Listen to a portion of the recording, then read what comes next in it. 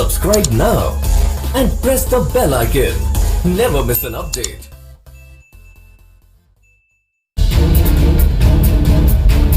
लद्दाख में भारत और चीनी सैनिकों के बीच जारी तनाव के बीच चीन का असली चेहरा एक बार फिर बेनकाब हो गया है। एलएसी से आई इन तस्वीरों ने ड्रैगन की पोल खोल कर रख दी है।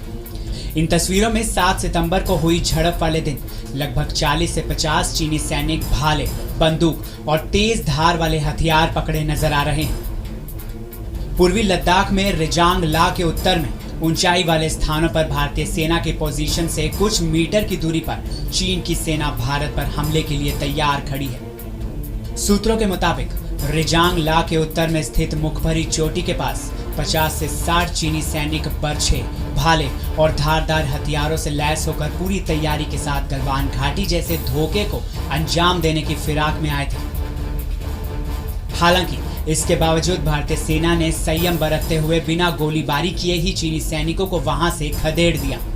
सूत्रों ने मंगलवार को इस बात की जानकारी दी। चीन की इस हरकत से उसकी ओर से एक बात करने की आशंका बढ़ गई है। पीपुल्स लिबरेशन आर्मी के जवानों की ओर से भारतीय सेना को उसकी पोजीशन से हटाने के लिए नए सिरे से प्रयास किया जा सकता है। इससे पहले भारतीय सेना ने दावा किया था कि चीनी सैनिक भड़काऊ सैन्य आंदोलनों में लिप्त हैं और उसकी ओर से 7 सितंबर को भारतीय सैनिकों को डराने के लिए गोलियां भी चलाई गई। वहीं दूसरी ओर चीन ने उल्टा भारत पर ही ऐसा करने का आरोप लगाया था। यह घटना सोमवार को पेंगोंगसो झील के दक्षिण तट पर शेनपावो पर्वत के पास रिंजांग ला के पास हुई। भारतीय सेना ने एक बयान जारी पर स्थिति को बढ़ाने के लिए उकसावे वाली गतिविधियों को जारी रखे हुए है और ये चीनी पीपुल्स लिबरेशन आर्मी के जवान थे जिन्होंने भारतीय सैनिकों को डराने के प्रयास में हवा में कुछ राउंड फायरिंग की। भारतीय सेना के प्रवक्ता कर्नल अमन आनंद ने कहा, किसी भी स्तर पर भारतीय और ना ही उसने गोलाबारी समेत किसी आक्रामक तरीके का इस्तेमाल किया है। सेना ने कहा कि ये चीनी पीपुल्स लिबरेशन आर्मी ही है जो सैन्य, राजनयिक और राजनीतिक स्तर पर चर्चा जानी होने के बाद भी औपचारिक रूप से समझौतों का उल्लंघन कर रही है। विवादित क्षेत्र से आई ये तस्वीरें भी कुछ यही बयां कर रही हैं।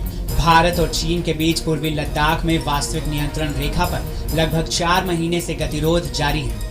कई स्तरों पर बातचीत के बावजूद भी अभी तक कोई सफलता हाथ नहीं लगी है।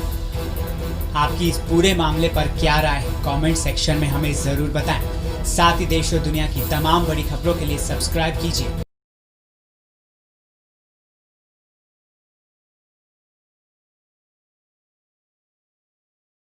अगर आपने अभी तक हमारा चैनल सब्सक्राइब नहीं किया तो अभी सब्सक्राइब करें और बेल आइकॉन को क्लिक करके हमारी लेटेस्ट वीडियोस के बारे में